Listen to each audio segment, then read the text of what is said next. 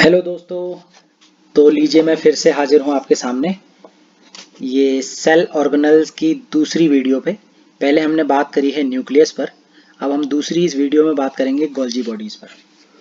ठीक है, Golgi bodies पर मैंने बहुत कम और महत्वपूर्ण चीज़ें ही बता रखी हैं केवल इसमें। ज़्यादा मैंने खिचड़ी जैसी नहीं पका रखी है कि ताकि ना आपको समझ में आ पाए ना मुझे बताने में मज़ा आ पाए। तो इस वजह से मैंने कोशिश करी है। तो चलिए शुरू करते हैं। तो जो गोल्जी बॉडीज क्या होती है, एक जो है बहुत ही महत्वपूर्ण इम्पोर्टेंट ऑर्गेनल है। ठीक है, इसे तो होने को तो वैसे तो इसका गोल्जी बॉडी का बहुत सारे नाम है। एक है सबसे पहले लाइपोकॉन्ड्रिया। ठीक है, गोल्जी बॉडी तो है ही एक, और इसे डिक्टियोसोम भी कहते हैं। तो सबसे पहले लाइपोकॉन्ड्रिया हो गया, और डिक्टियोसोम तो हम इनको प्लांट के केसेस में कहते हैं। तो सबसे पहले जो गोल्जी बॉडी टर्म था वो कॉइन करा था कैमिलो गोल्जी नामक साइंटिस्ट ने 1898 में। ठीक है, और फिर एक साइंटिस्ट और हुए थे, उनका नाम था बेकर। उन्होंने लिपोकॉन्ड्रिया कहा था 1953 में। ठीक है, डिक्टियोसोम हम किस केस में कहेंगे? केवल और केवल प्लांट के केस में इनको डिक्टियोसोम कहा जाता है। ठीक है, अब हमने क्या बात करी कि कैमिलो गोल्जी ने सन 1898 में इसकी खोज करी थी। किसकी? ये टर्म जो करा था, कॉइन करा था गोल्जी बॉडीज की। ठीक है, फिर उसके बाद उन्होंने क्या करा, इन्होंने जो अध्ययन करी थी वो एनिमल सेल में एक अध्ययन करा था इस गोल्जी बॉडीज का। तो 1906 में ये कैमिलो गोल्जी को एक नोबेल पुरस्कार भी मिला था इन चीज़ों में। ठीक है, और ये इनकी महत्वपूर्ण बातें ये होती हैं गोल्जी बॉडीज, एक तो bacteria and blue green algae में नहीं होते हैं ये। ठीक हो गया। ये जो थैलीनुमा संरचना आप लोग देख रहे हो ना, ये जो थैलीनुमा संरचना है इसको सिस्टर्नी कहते हैं, या फिर कहेंगे गोल्जी सैक कहलाते हैं ये जो थैलीनोमा संरचना बने हैं इसको सिस्टर्नी या फिर गोल्जी सैक कहेंगे। तो जो साइंटिस्ट हुए उन्होंने इसका बहुत सारे स्ट्रक्चर दिए। नॉर्मल स्ट्रक्चर तो ये है, अल्ट्रा स्ट्रक्चर भी दिए। एक इलेक्ट्रॉन माइक्रोस्कोपिक स्ट्रक्चर जो दिया था वो साइंटिस्ट थे डाल्टन। वो चित्र मैं इसमें दिखा नहीं पाया, लेकिन आजकल तो गूगल की सुविधा हर किसी के पास है, आप लोग भी देख सकते हैं। लेकिन इलेक्ट्रॉन माइक्रोस्कोपिक जो स्ट्रक्चर वो दिया था, ये प्रश्न आता है अधिकतर कि इलेक्ट्रॉन माइक्रोस्कोपिक स्ट्रक्चर किसने दिया था, तो वो थे साइंटिस्ट डाल्टन ने। ठीक हो गया। और फिर हम बात करेंगे कि क्या कहते हैं इसका साइज क्या होता है। तो गोल्जी बॉडी का साइज जो है, it is bigger in secretory cell, example liver, pancreatic cell. ठीक हो गया। और दूसरा क्या होता है, smaller in non secretory cell. जो नॉन सिक्रेटरी सेल होती है वहां उनका साइज छोटा होता है, जैसे कि मसल सेल। ठीक है, ये और मैंने बताया कि नीली हरी शैवालों में नहीं पाए जाते हैं, ब्लू ग्रीन एल्गी में नहीं पाए जाते हैं। और फिर इसमें देख रहे हो ये जो चीजें हैं, ये जो थैलीनुमा संरचना है, एक तो कॉन्वेक्स सतह होगी इसकी और एक कॉनकेव सतह होगी। तो कॉन्वेक्स सतह होगी उसको कहेंगे सिस्टर्ने, या फिर हम उसका नाम होता है सिस फेस। ये हो ना, ये वाला है, ये सिस फेस हुई है। और एक ये होगी ऐसे वाली नीचे को, ये होगी ट्रांस फेस। ये सिस फेस हुई ऐसे कॉन्वेक्स, और नीचे वाली जो होगी ऐसे, इसको बोलेंगे ट्रांस फेस।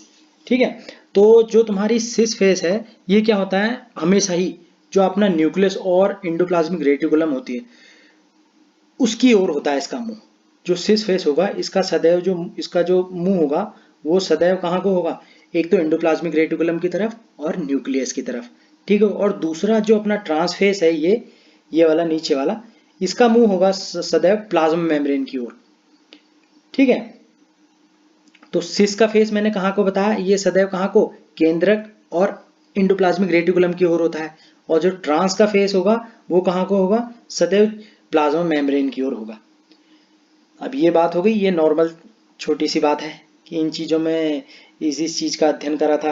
अब टर्म किसने करा था, कैमिलो गोल्जी ने। बेकर ने क्या करा था, इसको कॉल्ड करा था लिपोकॉन्ड्रिया। इलेक्ट्रॉन माइक्रोस्कोपिक स्ट्रक्चर किसने दिया था, डाल्टन ने दिया था। ठीक हो गया। और नंबर ऑफ गोल्जी बॉडीज, मतलब गोल्जी बॉडी कितने नंबर होते हैं इसमें, एक one in every animal cell, vertebrate cell, हाँ खासकर इन rhizoid oil cell few hundred, मतलब कुछ हंड्रेड होती हैं, और उसमें वर्टिब्रेट सेल में एक होंगी। अब हम इसकी बात कर लेते हैं उसके फंक्शन की। तो इसका फंक्शन क्या होगा, सिक्रेशन एंड पैकेजिंग। किसका, पॉलीसैकेराइड का, कोलेजन का, कनेक्टिव टिश्यू और प्रोटीन का।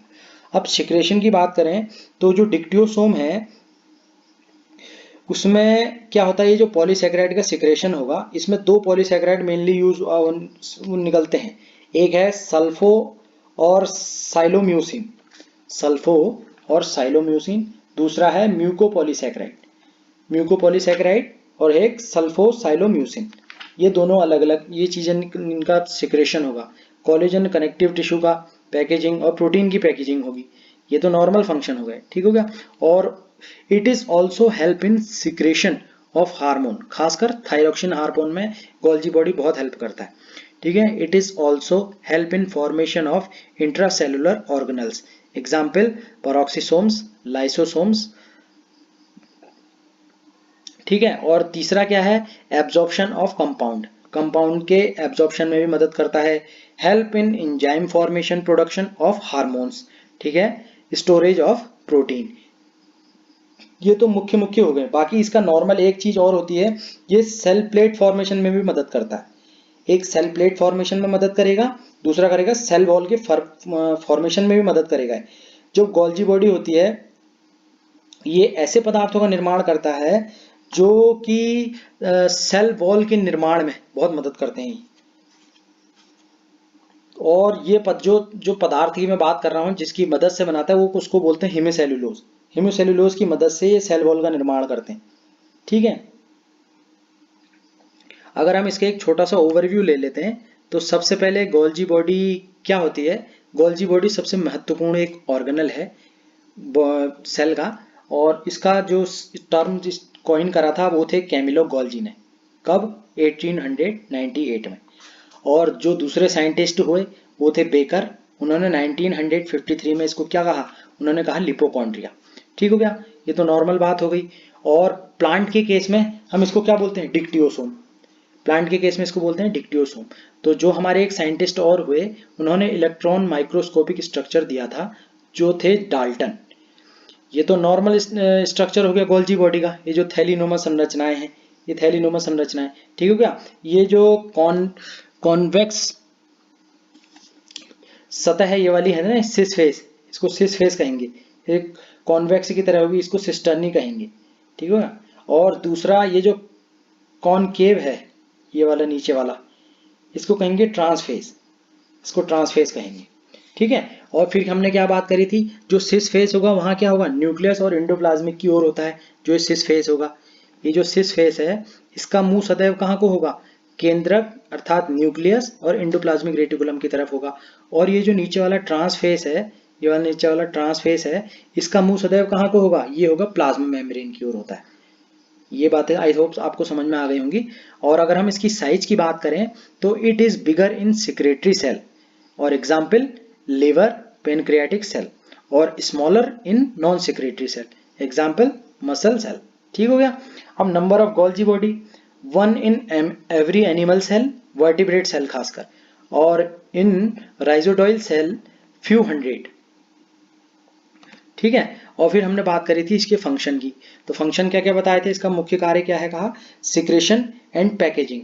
सिक्रेशन किसका, पॉलीसैकेराइड का। पॉलीसैकेराइड भी दो प्रकार बताए थे मैंने, एक बताया था आपका सल्फो और साइलोम्यूसिन, दूसरा था म्यूकोपॉलीसैकेराइड। ये दोनों का सिक्रेशन होगा, कोलेजन कनेक्टिव टिश्यू का, और प्रोटीन की पैकेजिंग होगी, ठीक है। It is also help in secretion of hormone, hormone के सिक्रेशन में मदद करेगा। It is also help in formation of intracellular organelles, intracellular organelles के फॉर्मेशन में मदद करेगा, खासकर जैसे पेरोक्सिसोम्स और लाइसोसोम्स। लाइसोसोम्स जैसा आपने पता होगा आत्मघाती थैले कहते हैं जिसको, सुसाइड बैग्स। और फिर क्या करेगा, एब्जॉर्प्शन ऑफ कंपाउंड, डिफरेंट जो भी कंपाउंड होंगे उनका एब्जॉर्प्शन करेगा। Help in enzyme formation, production of hormone, ठीक हो गया। स्टोरेज ऑफ प्रोटीन करेगा। फिर हमने एक और पॉइंट बताया था कि सेल प्लेट का फॉर्मेशन होगा इसमें, सेल प्लेट का फॉर्मेशन होगा, प्लस और किसका होगा, सेल वॉल का भी फॉर्मेशन होगा इसमें। तो गोल्जी बॉडी जो होता है वो ऐसे मतलब पदार्थों का निर्माण करता है जो सेल वॉल में हेल्प करते हैं। तो गोल्जी बॉडी किसका फॉर्मेशन करेगा, पहले गोल्जी बॉडी जो है हमारा वो हेमिसेल्यूलोज का फॉर्मेशन करेगा ताकि सेल वॉल बन सके। आई होप आपको ये समझ में आया होगा, इसलिए थैंक यू। अब मेरी वीडियो को लाइक कीजिएगा और सब्सक्राइब कीजिएगा, पसंद आए तो ज़रूर कीजिएगा। Thank you very much.